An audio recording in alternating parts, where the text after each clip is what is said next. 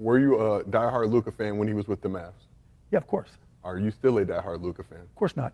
You are, you are not a diehard Luka fan anymore. No. Come on, Mark. Mark, you can tell us the truth. Are you going to watch Laker games this year just for Luka? No. And be excited when he scores? No. When he does something nice? No. No? I'm going to hope they You go yelling 0-82. Stand on business, I hope man. they go 0-82. Are you yelling brick when he comes? I don't mind. Yes. Like I'm Mark Cuban reacts to the Luka Dončić trade. Check out what he had to say, and then I'll come back with my comments. What's been the hardest part of going from a majority owner to now a minority? Not making the final personnel decisions, right? That's what I was going to get. That's a tough one. Oh, yeah, let's trade one of the top 3 players in the NBA, right? I wouldn't have done it, but it's done. And so, and sometimes the basketball gods smile on you and you get Cooper Flagg in the #1 pick, right? Mm-hmm. But, yeah, that's been the toughest part, just not being the final decision maker when it comes to on-court decisions. So let's get into. In other words, if Mark Cuban had majority ownership of the Dallas Mavericks, Luka Dončić is still in a Dallas Maverick uniform. But essentially, Mark Cuban, he's a fan of the team, but he's getting a lot of money. But by him only owning a few percentages and not the majority ownership, those personnel decisions are just going to go to somebody else like Nico Harrison and upper management and ownership. They're not going to confide in Mark Cuban like, should we get rid of Luka? What should we do? Should there be a better trade package? But to get AD and the other young dude from LA for Luka, I don't think that was enough. You could have got a lot more for Luka, but I'm assuming the relationship between Nico Harrison and Rob Pelinka, that was the real reason why Luka was on the Lakers' radar. It had to happen that way. But again, if Mark Cuban was the full owner of the Dallas Mavericks, majority ownership, Luka's still in Dallas. So after the finals run in 2024, you lost control over Mavs basketball operations, right? During a recent interview with the DLLS Mavs podcast, you said the NBA removed a clause in your sale agreement that would have allowed you to retain control of basketball hops, while also saying, I don't give a fuck at this point, it's done, I signed the contract. Yeah, it's done. So we talked about the Luka trade. You said you were not a fan of the Luka trade, but I want to know, what's your relationship like with Luka right now? We still DM, and most of the time he'll respond to me, and I'll still give him that stuff. And, like even when we went to play the Lakers, I'm sitting and talking to his dad, and I are friends, right? We'll always sit and talk and hang out, talking, give Luka a hard time. So, I wouldn't say we're close, but we still communicate as much as we ever did. Okay. So, I mean, when he's responding I love Luka to death, right? I like his team. I mean, I got nothing bad, only great things to say about Luka.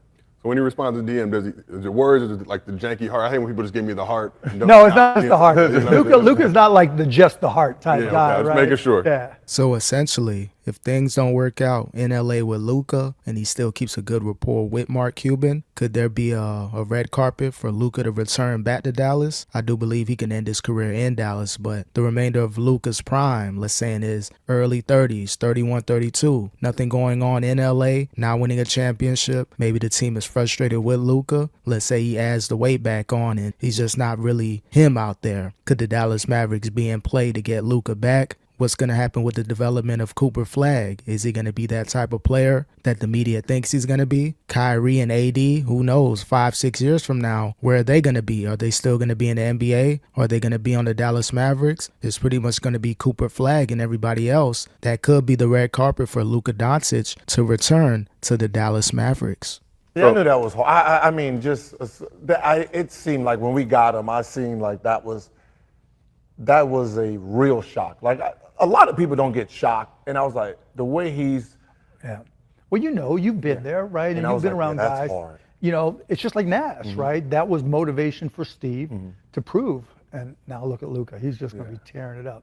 Thank God the Lakers are going to struggle, but, So like even throwing shots. When you guys, I was bad on predicting the Luka win. But I really kind of, like when we were talking about the draft, and I was like, well, he looks slow, he looks this, I don't know. And I don't know if it was true, but did you have on your staff, it started with an H, Haralabas? Yeah, Bob. Bob, Bob, Haralabas, yeah. And I'm just like, well, if Bob's there, then I know he understands basketball fully. The analytics guys were like over the moon. I mean, just like, this guy is the real deal. And I remember we played in China our first preseason games then, and I had Sean Marion, Trix was right here, and I forget who else. I think maybe Steven Jackson. And I'm like, tell me what you think, right? Because I'm dying, right? Because I just traded a pick, got this deal done myself. And I'm like, please, God, let him be great. Yeah. And he just, day one. I mean, and, talking to the guys in practice, when guys are winning every run as a rookie and you got a lot of vets on that team, that's a sign. And when the vets are showing, nothing but love to the guy, saying, he's the real deal, he's the real deal. Yeah. Now you just got to go prove it in a game. Yeah, you can see like the things that he sees. Like I'm always like him, Steve Nash, Magic. Yeah, Luka's a generational talent, and for you not to get at least something close to that for trading for Luka, it's really just making the Dallas Mavericks organization look like it's poorly being ran. And unfortunately, Nico Harrison's taking all the shots with this Luka trade. Again, AD's a great player, solid, but he's going to be injured at least half the season. He's a better version of Zion Williamson. Like, he'll play 20 or 30 more games per season than Zion, but if he breaks an L, he's going to be out a few weeks. So for you to trade Luka essentially for AD, that's not enough. You had to get more for Luka Dončić. All the great things that are being said about Luka, for him to be traded for nothing essentially, it's a bad look. So again, shout out to Nico Harrison. I know people are still mad at him. Hopefully Cooper Flagg becomes a version of Luka as far as being a franchise player. If not, this Luka situation will be one of the worst things that happen in NBA history. Yeah, they're even LeBron, right? Yeah. One step ahead, right? They know the chess game, and they, it's not just vision. It's like they see the game happening in their brain, right? It's like that TV show where the numbers all show up and everything. They see the plays happening before they're happening, and so they're putting the ball where it's supposed to be, knowing the guys are going to be there. Yeah, it intrigues me. Like when I watch him, it's like he knows, like I'm going to drive here, he's going to reach, so I'm gonna just put it down just a little bit. He has to shift over, he's going to go down, I'm going to throw. He's going to get the screen, this back pick right, and he's ahead of time, 3 moves ahead, right? And he's big enough to see it, because there's lots of guys, that have that ability but don't have the size. And I remember when we drafted him, and people were giving us a hard time, why we gave up a pick to move up. And I'm like, look at the guys who have the biggest impact on the game right now. Kawhi, how big is Kawhi? Bringing the ball up. Giannis, how big is Giannis? Bringing the ball up. LeBron, how big is LeBron? Bringing the ball up. You need a big point guard who has a big basketball IQ, because that just makes everybody better. Yeah, Luka's perfect in this era. A 6'7" point guard, 240, 250. Once he gets his weight under control, Luka, essentially, he's going to be one of the greatest players in NBA history, in my opinion. He can go down as a top 10 player. He has to win championships, of course, but being this prototypical 6'7" point guard, that's what's in this current era of the NBA. Think about Shai Gilgeous-Alexander. Doesn't really have the weight and the strength of Luka, but he's tall. A LaMelo Ball, a Lonzo Ball. These point guards is what's needed in this era of basketball. You got to be tall and lanky, play some okay defense, at least be able to move your feet, be able to catch up on defense with weak side blocks. But if you got a 6'7" point guard, you're in a good position to have a solid team in the NBA. But unfortunately, I guess it wasn't enough for Luka to stay in Dallas. It's not that a 6'2" or 6'3" point guard can't have an impact, but it's just harder. Yeah, I learned that when Much I was harder. in Orlando and we had Turk. Yeah, Hito, he's great. Hito, it was shocking how good Hito is. Yeah, the stuff he can see. Yeah, like, how did you he's know I was 10, right? And and he's got all the to him, right? Yeah, Hito was a goat, man. Turkey glue, man. So, 2-part question for you. Were you a diehard Luka fan when he was with the Mavs? Yeah, of course. Are you still a diehard Luka fan? Of course not. You are not a diehard Luka fan anymore. No, come on, Mark. Slovenian Jesus. You can't say it. Slovenian Jesus, yeah. Vala, right? I learned a little. Slovenian is the hardest language to learn. Like, I thought I would really kiss Luka's by learning some Slovenian. Yeah. It's hard. Yeah. But in any event, like, off the court, love Luka to death. On the court, I don't want him to get hurt or anything. I'm You not hate Lakers that much? Yes. Can he play good and the Lakers not play well? They had the same colors as my high school. I threw my high school gear away. Oh, man.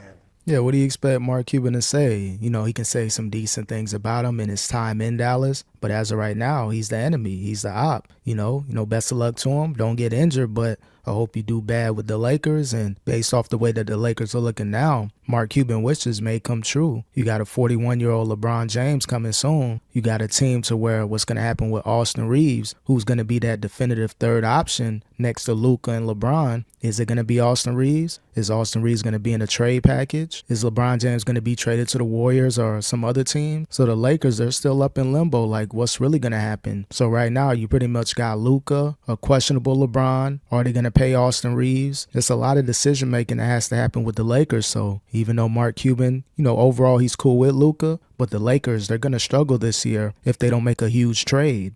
Thought you was going to turn you and There's you no a Laker fan. chance. Mark, you can tell us the truth. Are you going to watch Laker games this year just for Luka? No. And be excited when he scores? No. When he does something nice? No. No? I'm going to hope they You go yelling 0-82. Stand on business, I hope man. they go 0-82. Are you yelling brick when he comes? I don't mind. Yes. Like I'm a Laker diehard. Like I'm with the Wizards with a Laker tattoo and a Yeah. tattoo. Yeah, I know. Like I even had when I did my shoes, there was always a Laker colorway. Oh, is it? Yeah, there was a Laker colorway. Said I love Lakers. So I'm a diehard.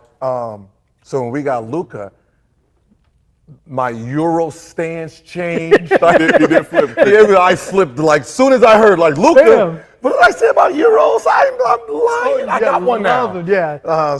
But you already know how Gil feels about LeBron and Clutch Sports, and he knows LeBron James is pretty much going to be out the door. So are you not going to be a Lakers fan anymore once LeBron James leaves? Or are you going to transition over to being a Luka fanboy? And Gilbert Arenas playing chess right now. He's going to be having a Luka Dončić tattoo on his chest real soon. He's going to be rocking with Luka as they try to phase out LeBron James in L.A.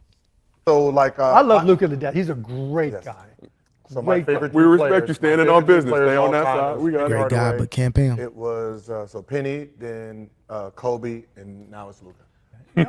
I'm good with that because Luka's a good guy, but fuck the Lakers. Yeah, I get it. I get it. And I love Jeannie too, right? I mean, there's like, and I get along great with Rob, but on that court, Yeah. When you see them now, is it smoke? When you see Jeannie, Rob, the rest of the Lakers crew, is it still what up, or is it just I'm just doing what I'm doing? I'm not. Rob just killed me. Yeah. So I took my son when the Mavs played the Lakers after the trade, right? And we're sitting there, and Rob comes up to say hi, and he just gives me that no grin, right? Yeah. Like he's trying to hold it back. I'm like, got him. No. Yeah, it seemed like the Lakers and the Mavs really got a good respect and relationship with each other. So essentially, this trade had to happen with Luka, like I said earlier. Yeah, Nico, Rob Pelinka, seems like they're cool, but seems like both organizations rock with each other. So this was an easy red carpet trade, Luka for AD. So it makes sense now. So did LeBron James know about this trade in advance? Maybe he didn't. Maybe Rich Paul, he didn't know, and he knows everything that's going on in the NBA just because of Clutch and the power that they have in media, in sports. So maybe this was blindsided. Maybe nobody really knew except Rob Pelinka, Nico Harrison, and pretty much the people at the top of the front offices.